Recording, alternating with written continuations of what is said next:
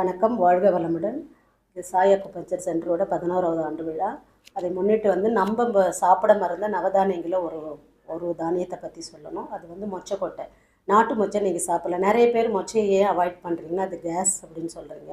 So அதுக்கும் சிலது இருக்குது. அதை நீங்கள் பாயில் பண்ணிவிட்டு நைட்டு ஊற வச்சு அதில் கொஞ்சம் தேன் போட்டு சாப்பிட்டுக்கலாம். இல்லையா இஞ்சி மட்டும் தட்டி போட்டு கொஞ்சம் லெமன் புழிஞ்சடி. இது லிவருக்கு ரொம்ப நல்லது. லிவருக்கு மட்டுமேலே எஸ்பெஷலி பெண்களுக்கு பீரியட்ஸ் டயத்தில் அந்த பெயினுக்கு இது நல்லா இது பண்ணும்.